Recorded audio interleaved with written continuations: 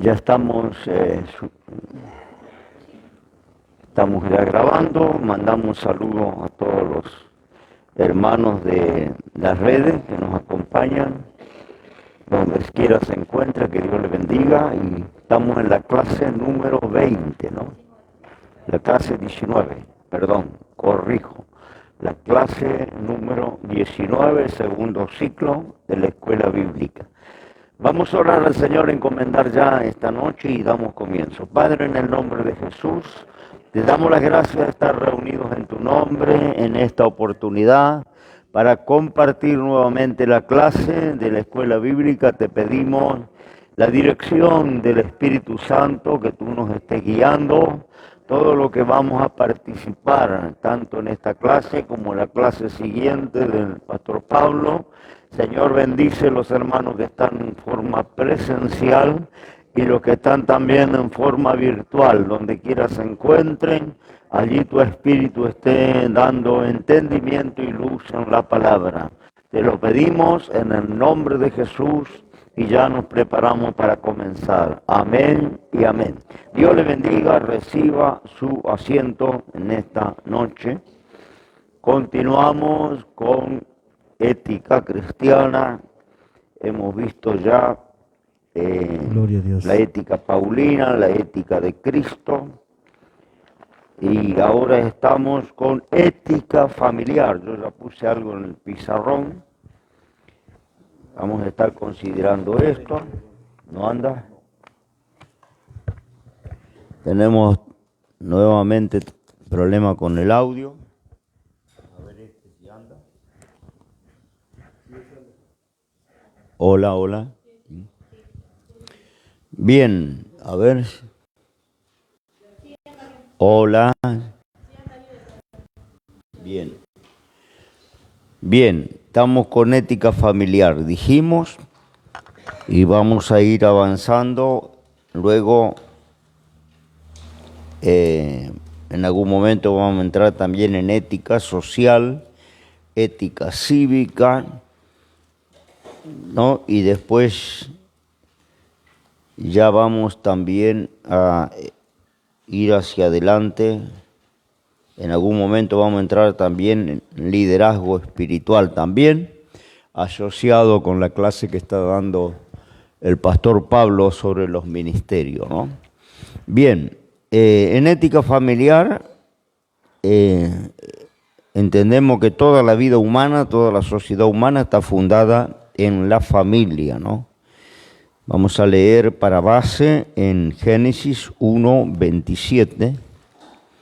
La palabra del Señor, Génesis 1:27. E hizo Dios animales en la tierra,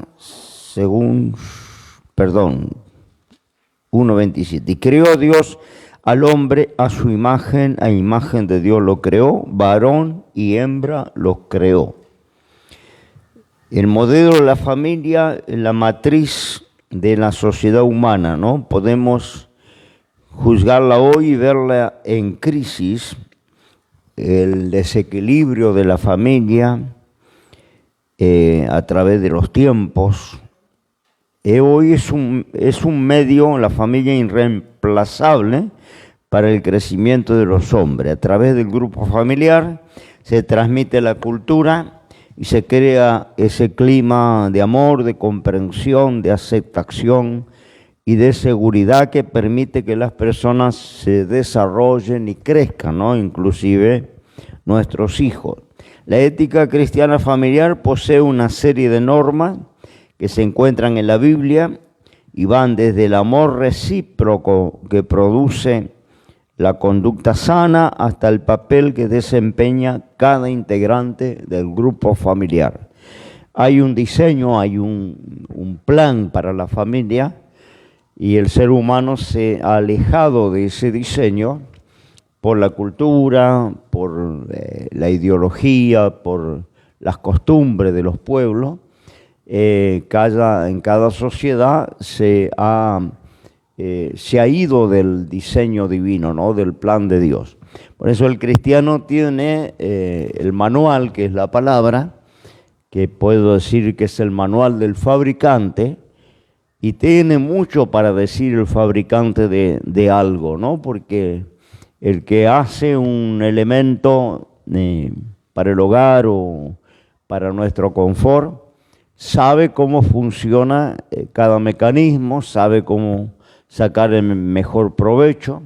Si compramos un elemento de audio, si compramos un televisor, compramos una aspiradora, una licuadora, un teléfono celular, es importante tener en cuenta el manual del fabricante, ¿no? Porque ahí te da las indicaciones para sacarle el mayor provecho y para que no se arruine, porque muchas veces por no saberlo usar terminamos estropeando un elemento que nos salió mucho dinero. Entonces, todos los elementos que usa la sociedad vienen hasta los vehículos, ¿no? Los autos vienen con el manual de la fábrica que le dice cómo hacer el mantenimiento, cómo sacar, utilizar todas las funciones que tiene para que dure, para que, ¿no es cierto?, no se nos estropee.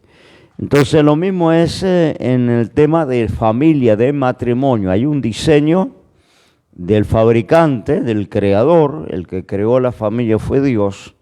El que realiza el primer matrimonio de la historia es Dios, allá en el huerto del Edén, cuando Él considera que Adán no era bueno que estuviera solo.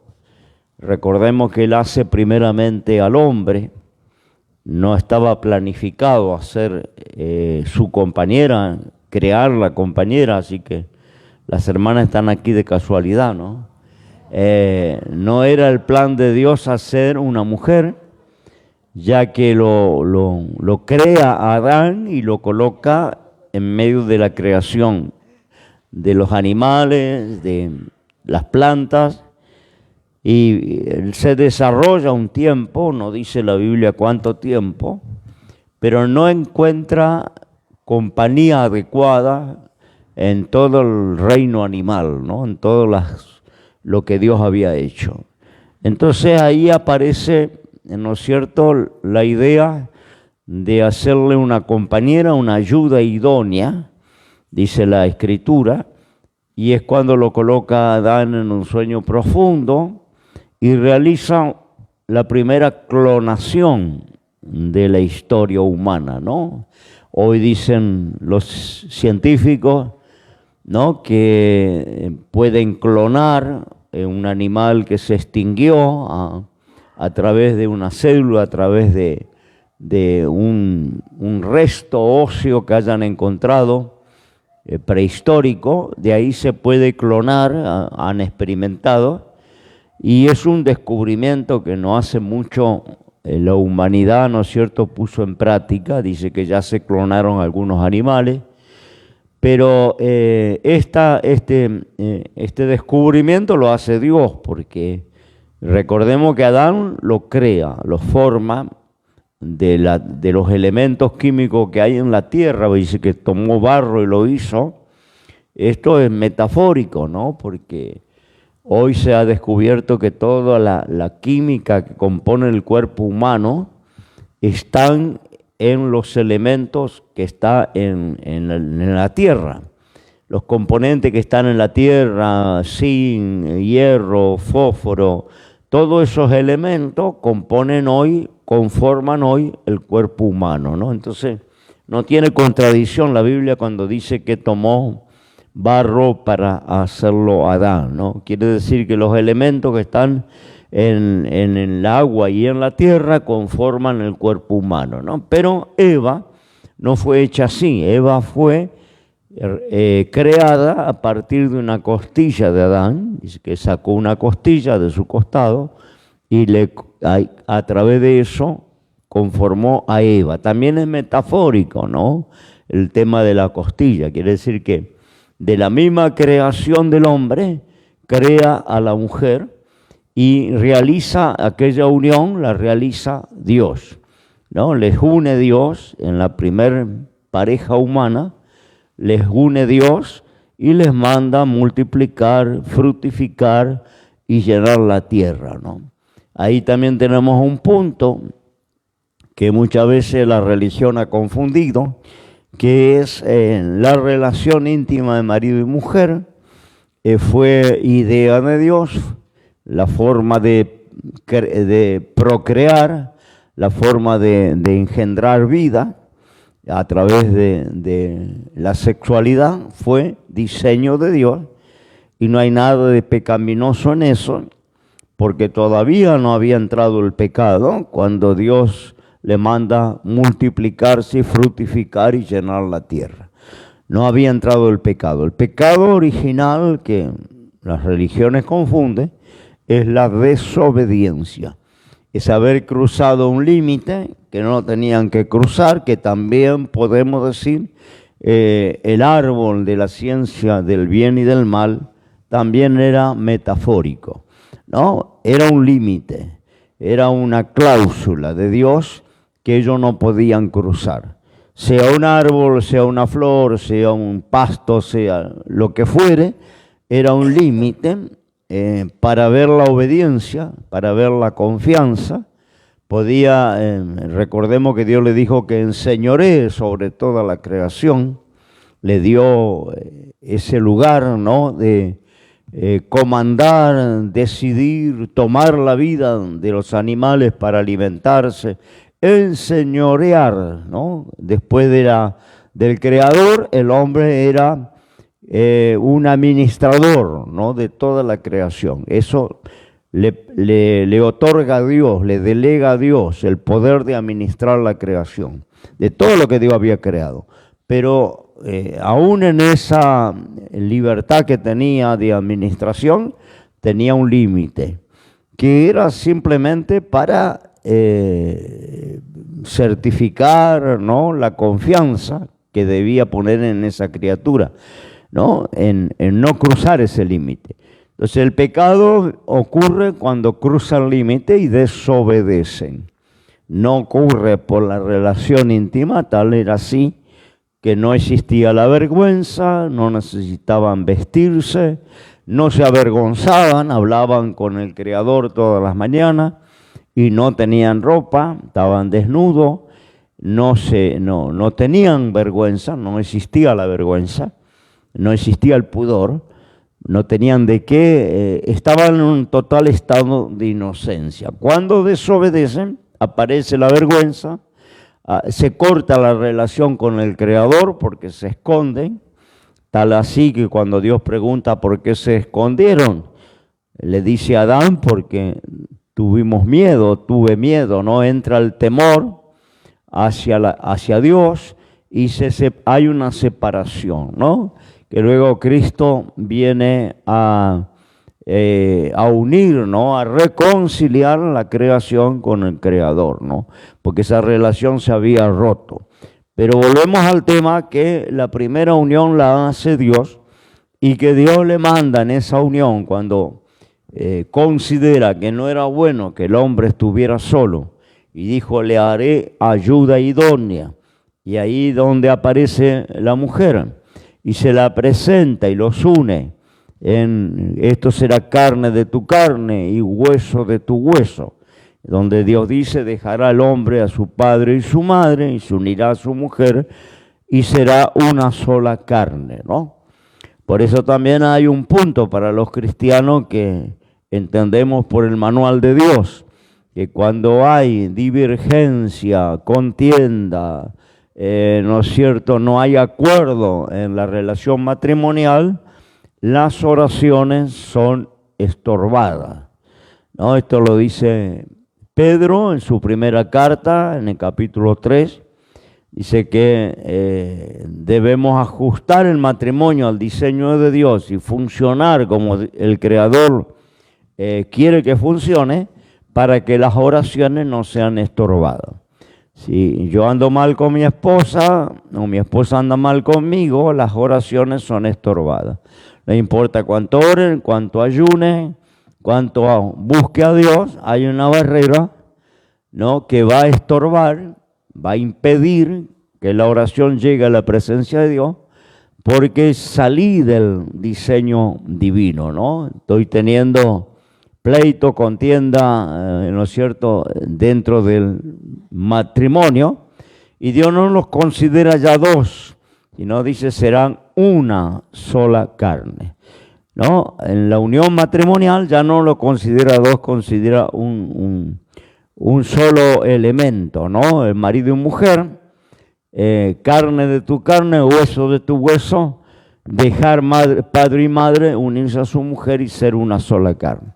Entonces cuando hay desaveniencia, la oración es estorbada. Entonces conviene que no se ponga el sol sobre el enojo, también lo dice el manual de Dios, no se ponga el sol sobre tu enojo, conviene, ¿no es cierto?, arreglar antes de que termine el día, para que nuestras oraciones no sean estorbadas. Bien, pero vamos nuevamente a el manual de Dios, donde Dios tiene algo que decir referente al papel que cada integrante de la familia desempeña.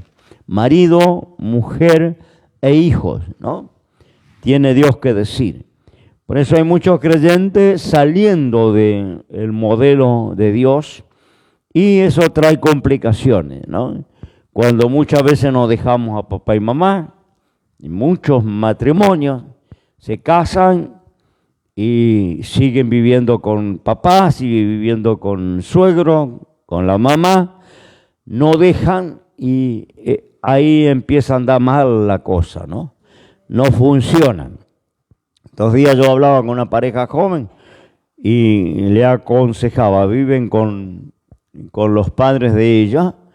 Y yo decía, bueno, ella como hija está feliz porque nunca dejó a mamá, nunca dejó a papá, pero el que se agrega, en este caso el yerno, no pertenece, está agregado, ¿no? Claro, el que es hijo, si se da en el caso del varón, en el caso de la mujer, el que es hijo, está feliz, nunca cortó el lazo, ¿no?, con los padres. Pero el agregado, el otro, va a empezar a tener complicaciones porque es imposible no encontrar una suegra o no encontrar un padre, una madre que no interfiera en la pareja nueva, ¿no? Con consejo, con la educación de los nietos, con la forma que administra la plata, con los horarios, con lo que fuere. Es una familia diferente que se está formando, se está gestando a la familia que ya existía, ¿no? Y cada familia tiene su costumbre, tiene su forma, tiene su manera, en todas las áreas, en horario, en trabajo, en educación de los chicos, en comida, en sueños, ¿no? Quizás a los viejos les gusta levantarse temprano, a la pareja joven le gusta levantarse más tarde, a lo mejor la pareja, ¿no es cierto?, reta al nieto y la abuela se mete, el abuelo se mete, porque no era así en el tiempo de ellos, en la época de ellos, no funciona. Yo le digo a los jóvenes, váyase en una carpa, en una casa rodante, en una casilla de madera, pero solo, porque esto es el diseño bíblico, dejará padre y madre. Dejar quiere decir, ¿sabe lo que significa dejar, no? No quiere decir abandonarlos y olvidarme que tengo padre, sino quiere decir separarme de lo que es la estructura de los padres, la estructura familiar, para formar una nueva estructura, ¿no? Conforme el marido y conforme la mujer, conforme la pareja nueva. Y que no haya interferencia. A veces hay cuñados que viven juntos, a veces hay sobrinos que viven juntos, a veces suegro, a veces padre, ¿no? Y no funciona porque sale del diseño de Dios, no porque lo digo yo, sino porque lo dice Dios. Dejará el padre y la madre, se unirá a su mujer, conformar una familia nueva. Y si por un casual no tiene dónde vivir y el padre le da el fondo, le da arriba, sabemos que esto acontece en esta parte del mundo, ¿no? Hacete arriba en la terraza, hacete en el fondo, pero tendría que hacer una divisoria con una entrada independiente, aunque sea en el mismo terreno, pero tener una entrada independiente donde entre a la hora que se le ocurra, salga a la hora que se le ocurra y no haya control paterno. Porque cuando está el control paterno siempre van a meter la cuchara. No, mira la hora que vino tu mujer, ¿dónde andaba? Mira la hora que vino tu marido. No, mira la criatura que la dejaste sola. No, siempre va a haber alguna sugerencia de parte de los mayores. Y eso va atentando contra la vida marital, ¿no?, de la nueva pareja. Siempre el consejo que va a recibir de alguien que conoce la Biblia: vayan a vivir solos, no en la casa de los padres ni de los suegros, ¿no? Bien, hay varios puntos allí que yo los puse, por cual hay que tomar en seriedad el estado conyugal. Primeramente porque es instituido por Dios. En Génesis 1:28 dice que después que Dios los unió, los bendijo Dios y le dijo Dios: fructificaos, multiplicaos y henchid la tierra, sojuzgala, señorea en los peces de la mar, en las aves de los cielos y en todas las bestias que se mueven sobre la tierra. Esto es antes de la caída. Entonces, vamos a poner las cosas en su perspectiva correcta. Acá el Señor le dice: fructificad y multiplicad y llenad, henchid la tierra. Es decir, que les mandó a tener relaciones íntimas. No había nada de pecaminoso, de aborrecible, de sucio, como alguna religión tradicionalmente han enseñado a las sociedades, ¿no? Una vez hablando con un sacerdote, entró el tema de María y él, cuando yo le dije que María había tenido muchos hijos después de Jesús, parece que se brotó el sacerdote porque me dijo: no, usted está errado, María no se contaminó con el sexo. No, María murió virgen. Y yo le dije: ¿cómo va a morir virgen cuando tuvo un hijo? Vamos a suponer que no acepte otros hijos, pero parió a Jesús, no tuvo cesárea. Parió en el pesebre, como paren todas las mujeres, normalmente, no había médico en ese tiempo ni clínica, no fue asistida por un médico. Tuvo a luz en un pesebre, quizá asistida por José o alguna comadrona que había allí que le ayudó, pero tuvo un parto normal. Jesús nació por parto normal. Al tener un parto, una mujer no mantiene su virginidad, no es más virgen, porque sabemos cómo son los partos. Entonces yo le dije: ¿cómo puede decir que María se mantuvo virgen cuando tuvo un parto natural? Eso por un lado. Por otro lado, si María no cumplía sus deberes conyugales, que también están en el manual de Dios, la mujer casada cumpla sus deberes conyugales, el hombre casado cumpla sus deberes conyugales, y todos sabemos de qué se tratan los deberes conyugales. Entonces, si María era una buena cristiana, bienaventurada, escogida, una excelente creyente, mal no podía no cumplir sus deberes conyugales. Incluso la Biblia dice que José no la conoció hasta haber dado a luz a Jesús. Y la palabra conocer en la Biblia significa intimar. No intimaron hasta que nació Jesús. Después que nació Jesús, fueron un matrimonio normal, tuvieron relaciones normales y tuvieron varios hijos, que son los hermanos y las hermanas de Jesús, que la Biblia menciona. Cuando le digo esto al sacerdote, me dice: no, porque en la cultura hebrea se le decía hermano a los primos. Pero estas son conjeturas, ¿no? Muy rebuscadas. Y la Biblia dice hermano y hermana del Señor, son hermanos y hermanas del Señor, no primo ni cuñado ni pariente, son hermanos. Son hermanos naturales. Jesús era sobrenatural, no fue engendrado por hombre, sino por el Espíritu Santo. Y los otros hijos fueron naturales, fueron hijos de José, el marido de María, ¿no? Entonces, entramos en ese tema y después yo le digo al sacerdote, ¿por qué dice que María no se contaminó teniendo sexo? Como si el sexo fuera una mancha, un estigma, algo sucio, porque él me dio a entender así. No se contaminó, dice, con la sexualidad. Y digo, ¿quién le dice a usted que la sexualidad es una contaminación? Si es diseño de Dios, si Dios lo formó de esa manera, y cuando terminó de formarlo de esa manera, dice que Dios miró y era bueno en gran manera lo que había hecho, ¿no? Es decir, que la diferencia de género era buena en gran manera.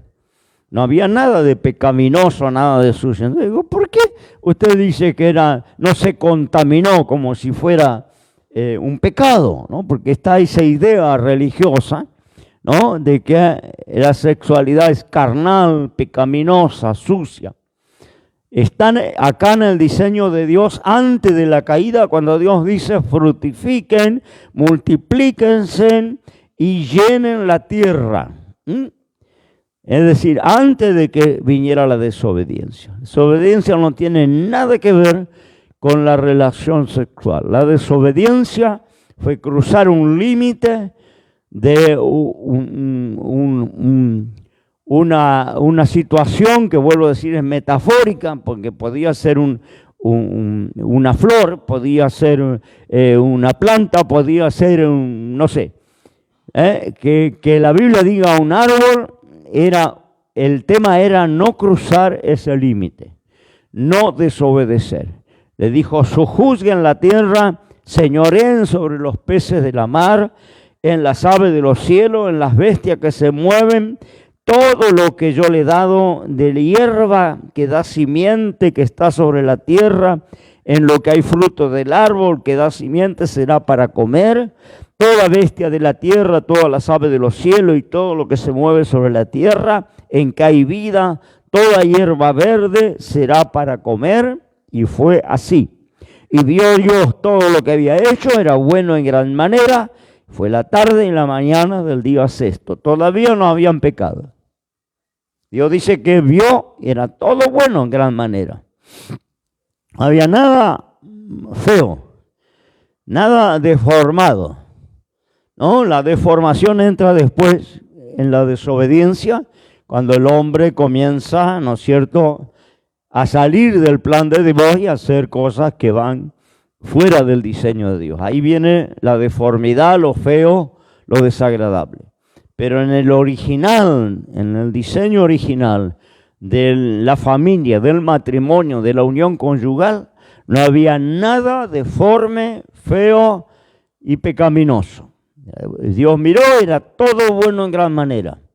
Y mandó que enseñoree sobre los peces, los animales de la tierra, que hoy en día, ¿no es cierto?, alguien se puede llegar a escandalizar si se maltrata. Hoy miraba en los noticieros una denuncia por alguien que tenía perros maltratados, ¿no? Todo el vecindario y las cámaras, ¿no?, filmando por arriba de los tapiales los perros maltratados. Pero nadie se escandaliza cuando una joven decide interrumpir un embarazo.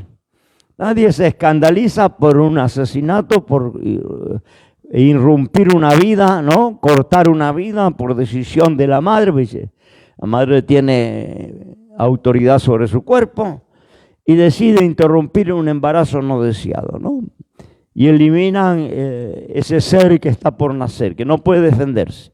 Nadie se escandaliza por esto. Se hacen todos los días, ¿no? Antes en forma ilegal, hoy legal en nuestro país. Antes ilegal, ¿no? Cientos, miles en el mundo entero de interrupción de embarazo.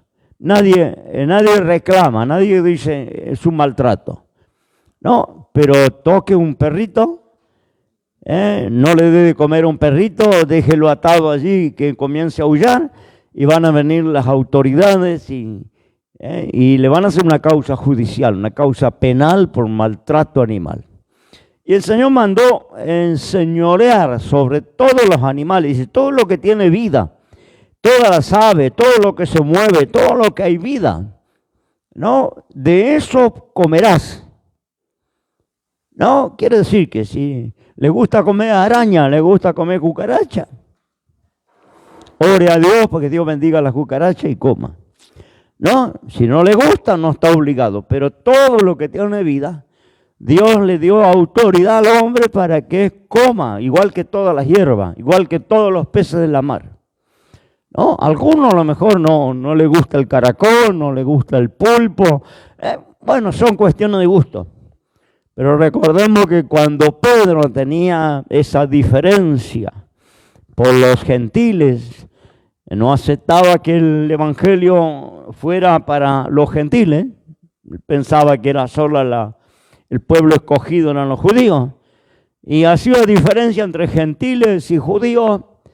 ¿Cómo le habla el Señor? Bajando un lienzo con toda clase de animales, reptiles, había cuervos, había carancho, había palomas, había víbora, había lagarto, toda clase de reptiles y de aves y de animales bajó en ese lienzo, en una visión.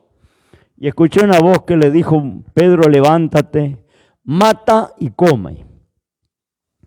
Y él dijo, no, Señor, yo nunca he comido animal inmundo, porque el hebreo tenía animales limpios y animales inmundos que nunca tocaba. Nunca iba a comer puerco, por ejemplo.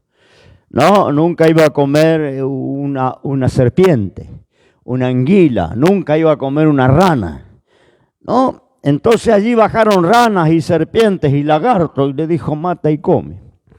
Y encontramos que él dice, yo nunca comí esas cosas, nunca, porque el hebreo no tocaba lo que la ley, el ritual prohibía. Y el Señor le dijo, no llames inmundo a lo que Dios limpió. Levántate, mata y come. ¿No?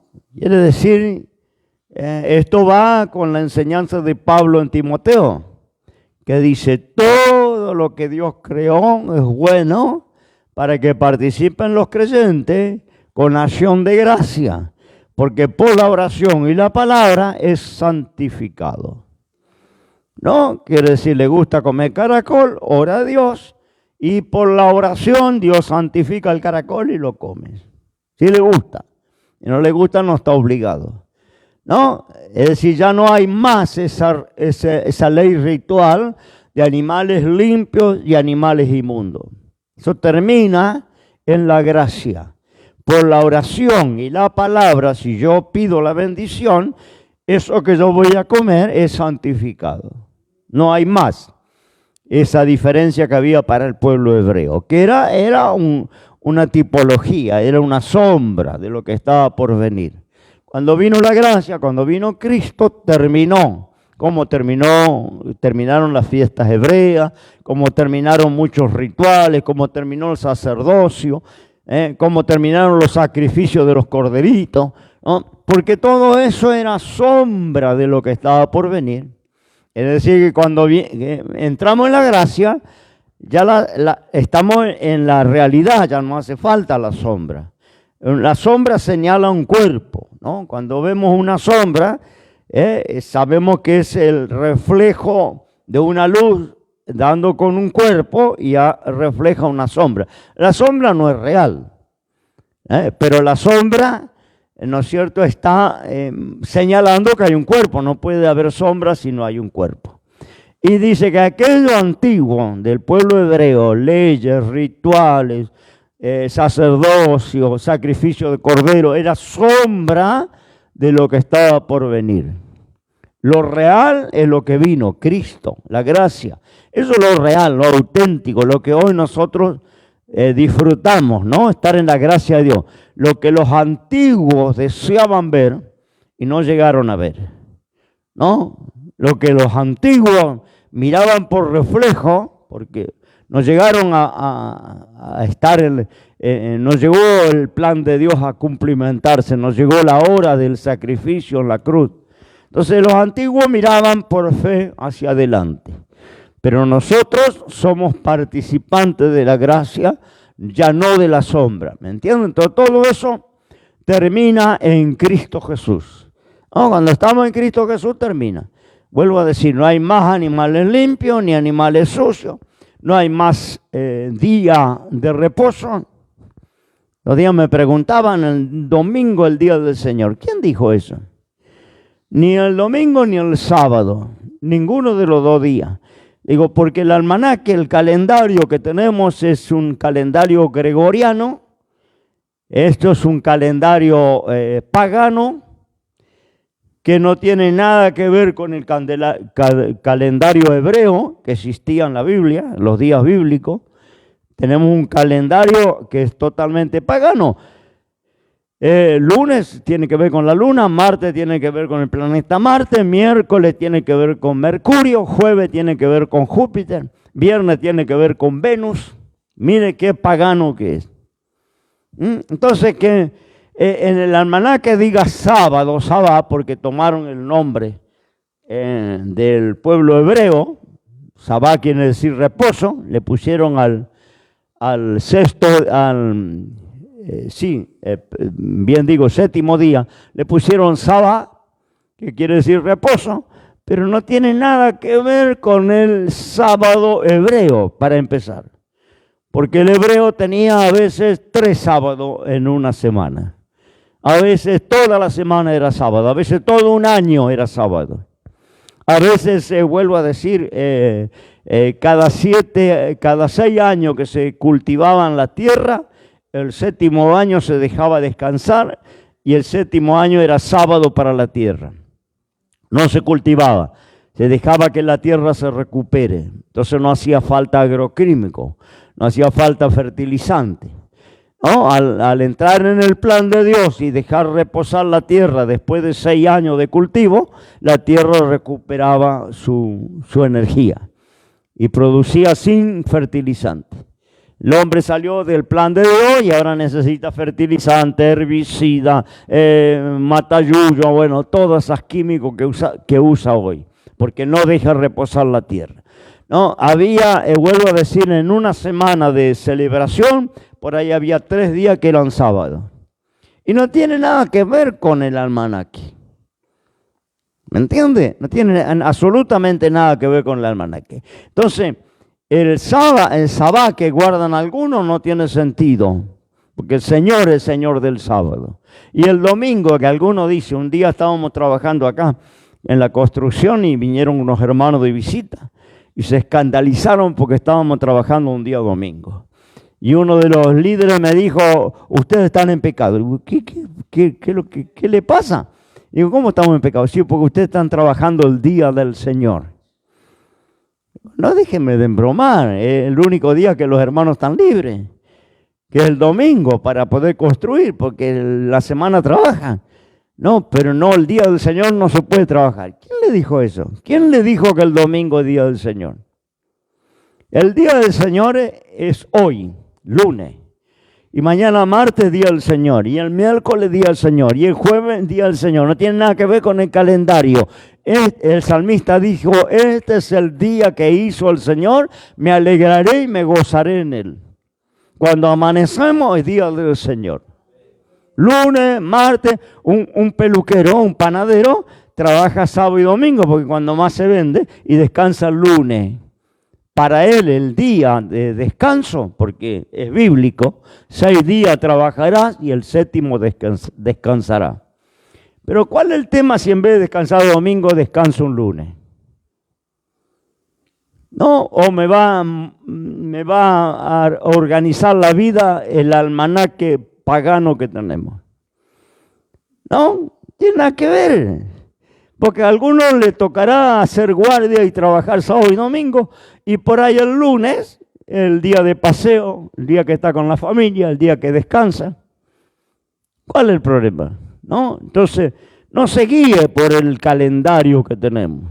Tiene nada que ver con el calendario bíblico hebreo y no tiene nada que ver con el día del Señor. Día del Señor es todos los días que amanecemos. Entonces eso termina, vuelvo a decir, en la gracia, ese asunto de los días. No, termina en la gracia. Ya no tenemos un día, que guardar un día. Guardamos, sí, por salud y para servir al Señor es bueno trabajar 6 días y uno descansar. Esto es como la tierra que tenía que descansar cada 6 años. También el ser humano necesita reponerse, necesita recuperarse. Entonces está bueno, trabaje 6, pero a lo mejor usted tiene libre el lunes o el martes o el jueves. ¿Cuál es el problema? Olvídese del calendario, ¿no? Bien, es decir, volvemos al diseño de Dios, ¿no? Dios lo bendice, lo manda a multiplicar, lo manda a enseñorear sobre todo lo que creó, hierba y animales, todo lo que tiene vida, y hierba todo lo que tiene simiente. ¿Sabe lo que es la simiente? No, semilla. Que por ahí tenemos tantas enfermedades en el cuerpo, porque el hombre empezó a consumir híbrido. Y cuando el hombre consume híbrido, sale del diseño de Dios, porque el híbrido no tiene simiente. Un híbrido, los pollos que comemos son híbridos, doble pechuga. Te quiere un pollo doble pechuga, tiene que comprar el pollito, no puede producirlo, porque no se reproduce, termina ahí. No, una mula que mezclan el caballo con el burro, o la yegua con el burro, no se reproduce, híbrido. Entonces, cuando entra lo híbrido, comemos maíz híbrido, comemos poroto híbrido, comemos lenteja híbrida, porque dice que viene más grande, la produce en el laboratorio, no se apesta, produce fruto más grande. Entonces, un tema comercial. Pero entramos en desobedecer el plan de Dios, que Dios dijo, todo lo que tiene simiente, de eso comerás. Y cuando comemos híbrido, estamos perjudicando la salud. Por eso tenemos las arterias tapadas, por eso vienen los cánceres, por eso vienen los ACV, porque dejamos de comer lo que tiene simiente. Dios dijo, de todo pueden comer lo que da simiente, lo que da fruto. Te pongo una bergamota, es una cruza, no da fruta. Una lima, una cruza de naranja y limón, no da fruto. Es híbrido. No, hay muchos productos que son híbridos, son producidos en laboratorio, de la mezcla que hace el ser humano. Entonces, lo que había que comer es lo que da simiente, pero todo lo que da simiente puede comer. Todo lo que tiene vida, dijo, todo lo que se mueve sobre la tierra que tiene vida, todo. ¿Le gusta comer gusano? Coma gusano. Se mueve sobre la tierra, tiene vida. No hay algo que no podamos valernos para alimentarnos. Porque el Señor lo crea así y le dice a la primera criatura, de todo ustedes enseñaré, hizo justicia, es decir, lo pone de mayordomo de toda la creación, lo pone de encargado, de administrador de toda la creación. Bien, segundo, la seriedad del estado conyugal, dijimos, primero porque es instituido por Dios y bendecido. Segundo, por la dignidad que Dios le ha conferido. Yo puse ahí en el ítem B. Le ha dado para que sea honorable. Hebreos 13:4. Dios le ha dado una dignidad al matrimonio, ¿no? Que el hombre avasalló, entre paréntesis. honroso es en todo el matrimonio y el lecho sin mancilla, mas a los fornicarios y a los adúlteros juzgará Dios. El matrimonio es honroso, es digno a los ojos de Dios. Y por esa dignidad que le ha conferido, esa honorabilidad que le ha conferido Dios, es importante el estado conyugal. Tercer punto, por la duración que Dios le dio, que es para toda la vida.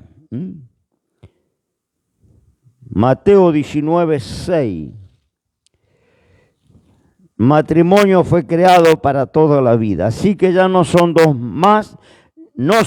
ya más dos, sino una carne. Por lo tanto, lo que Dios juntó, no lo aparte el hombre. Esto también se quebró, ¿no? En el plan divino. El hombre quebró, porque el hombre sacó ley para divorciarse, separarse, dividir los bienes.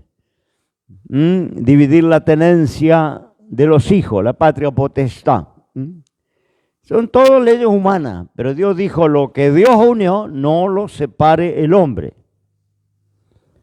La durabilidad del matrimonio es para toda la vida, hasta que la muerte lo separe. Lo decimos cada vez que hacemos una boda, ¿no? Pero sin embargo, todos sabemos la realidad. La separación existe, el divorcio existe, es parte de la vida de las sociedades. Pero en el diseño de Dios está pensado para que dure para siempre. Por la intimidad, Mateo 19:6, dice, no son más dos, sino una carne, ¿no? Tal así que si no hay una relación marital, la misma ley de los hombres considera nulo el matrimonio. El matrimonio se consuma cuando hay intimidad. Un matrimonio, yo tenía una pareja que anularon el matrimonio porque nunca tuvieron intimidad. Se casaron, pero la mujer nunca quiso tener intimidad con el hombre. Y la ley anuló el matrimonio porque no se consumó. No, el matrimonio no se consuma cuando el pastor los une, cuando el juez de paz declara marido y mujer. El matrimonio se consuma en el cuarto, en la intimidad. Si no hubo relación íntima, el matrimonio está nulo, puede ser anulado. ¿Me entiendes? Porque es el plan de Dios, no serán dos, será una sola carne. Y eso sucede en la intimidad. Por eso la intimidad, para cualquier mujer creyente fiel y cualquier hombre creyente fiel, es parte de la vida conyugal. Y es una desobediencia al diseño divino el negarse a la relación matrimonial.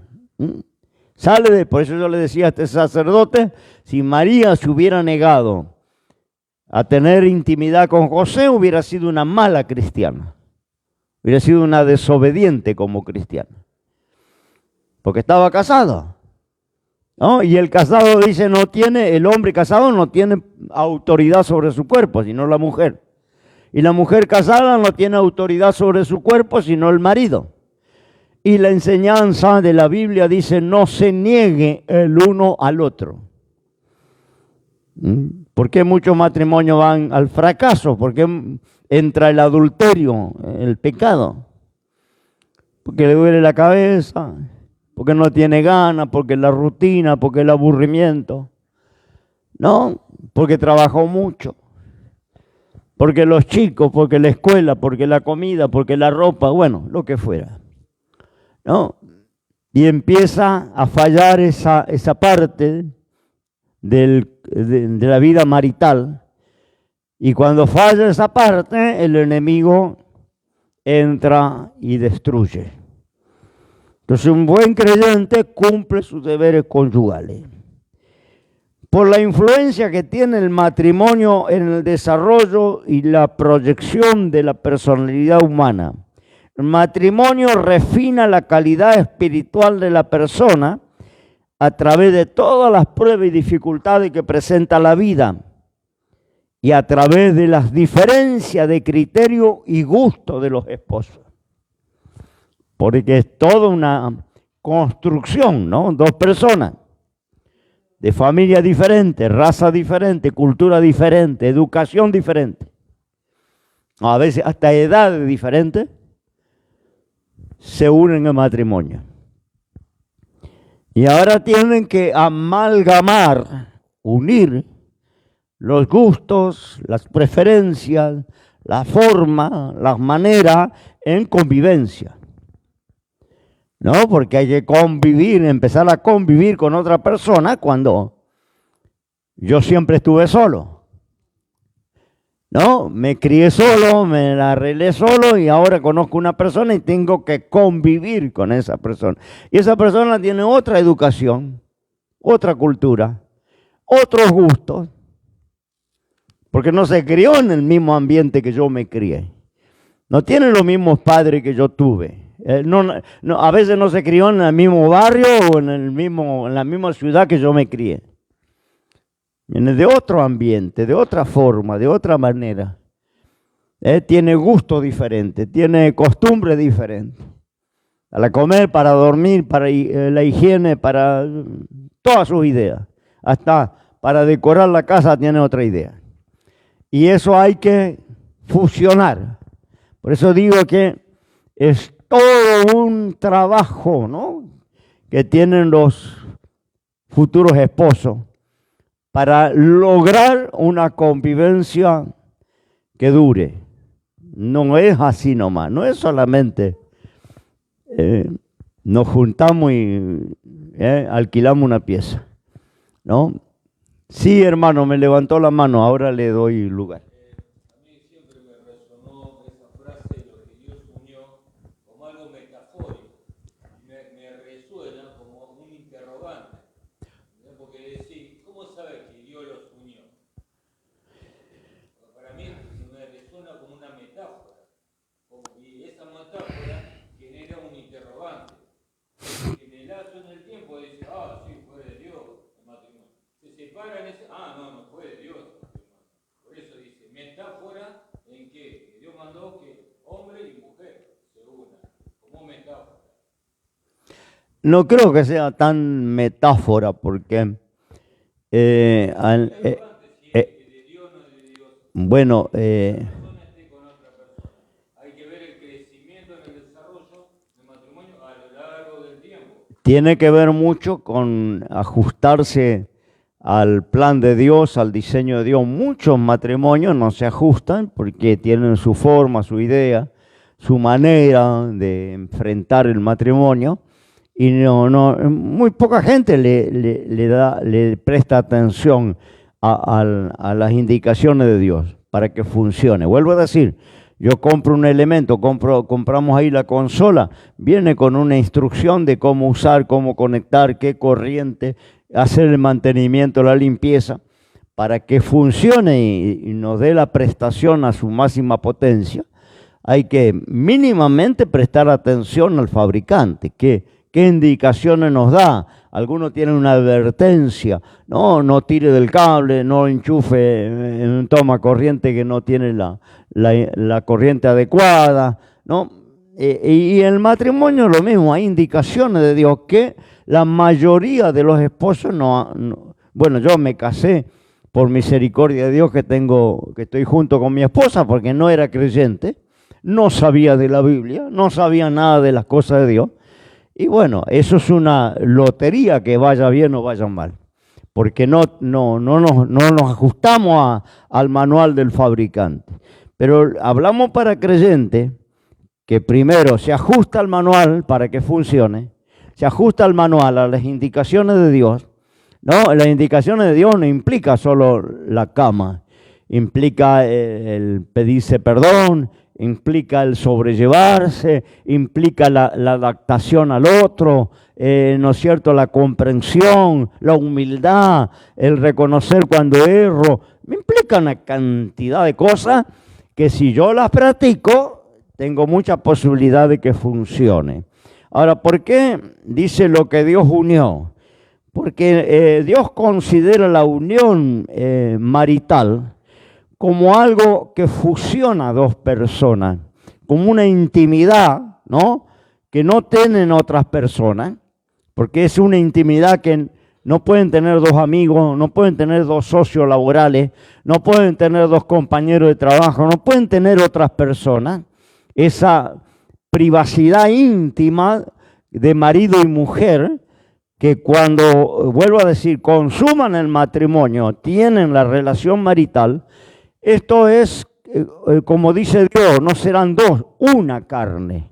Dios lo considera como una fusión en su plan, que es única en la especie humana, única. No se da entre padres e hijos, no se da entre primos, no se da entre hermanos, no se da entre nietos y abuelos, solo se da en el seno matrimonial, incluso generando vida, incluso engendrando vida, porque si la unión es, ¿no es cierto?, como es el plan de Dios, seguramente van a tener hijos, van a multiplicarse, como dijo Dios, ¿no?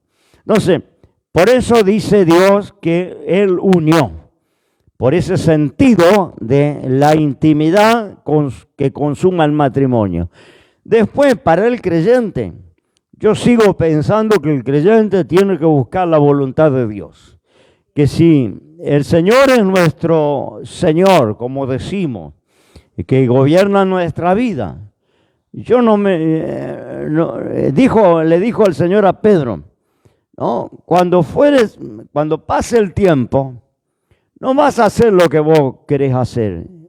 Otro te va a ceñir y te va a llevar a donde no quieras ir. Le estaba diciendo a Pedro que él, al servir a Dios, no iba a hacer lo que se le da la gana. El creyente no debería mudarse, viajar, cambiar de trabajo, casarse, comprar, vender, sin buscar la voluntad de Dios.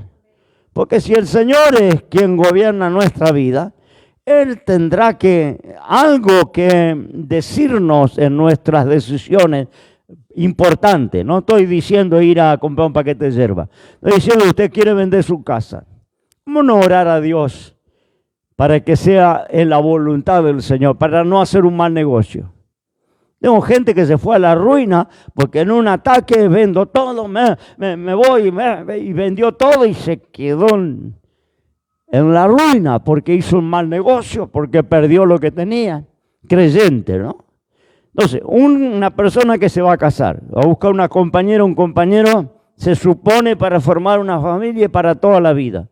¿Cómo no orar? ¿Cómo no pedirle, Señor, guíame para tomar la decisión correcta, para buscar la persona correcta? ¿No? ¿Y será que Dios no guía? No, si Dios no guía, entonces, ¿qué estamos haciendo nosotros acá? Vamos a dedicarnos a otra cosa, porque Dios guía. Dios habla todavía con el hombre. ¿No? ¿O no? De que de muchas maneras Dios habla con el hombre. Entonces, el creyente tiene la posibilidad de orar y buscar la voluntad del Señor para que la cosa funcione. Y no ir a como éramos antes, que no conocíamos a Dios, que íbamos a la aventura, ¿no? Porque da la idea, incluso en algunos líderes, ¿no? Usted te salga a conquistar, ¿no? Salga a buscar la chica, salga a buscar el chico, conquiste. Dios no te va a guiar en eso. ¿Cómo Dios no me va a guiar en quién va a ser la madre de mis hijos? ¿Con quién tengo que compartir la cama y la vida entera? ¿Cómo Dios no me va a guiar? Es una decisión tan importante en la vida del ser humano, ¿no? Porque no estoy buscando una aventura, estoy buscando una compañera o un compañero para toda la vida. No voy a vender mi casa, no es así nomás. Yo cada vez que cambio el auto pido oración a la iglesia y oro a Dios que Dios me guíe. ¿no? Para no hacer un mal negocio y perder el capital que tengo. Entonces digo, Señor, me guía. Y pido oración y oren porque quiero cambiar mi vehículo, ¿no? Para hacer un buen negocio y no ir a la ruina. ¿Me entiende? Si yo creo que Dios está en mi vida, que Dios es Señor de mi vida, por lo menos las decisiones trascendentales importantes, Dios tiene que guiarme. ¿Me entiende? No, vuelvo a decir, no en ir a comprar 1 kilo de carne, pero en cosas fundamentales. ¿No? Tenemos la dirección de Dios, tenemos la guía de Dios, tenemos el Espíritu Santo, tenemos que Dios todavía habla con el hombre, ¿no? Y Dios, si yo le pido, Señor, no me haga hacer un mal negocio, guíame. Y Dios me guía. ¿Me entiende? Entonces, en el sentido de cuando se fusiona el matrimonio en la sexualidad, en la intimidad, Dios lo considera una sola carne. Por eso dice Dios, no desuna al hombre lo que Dios unió.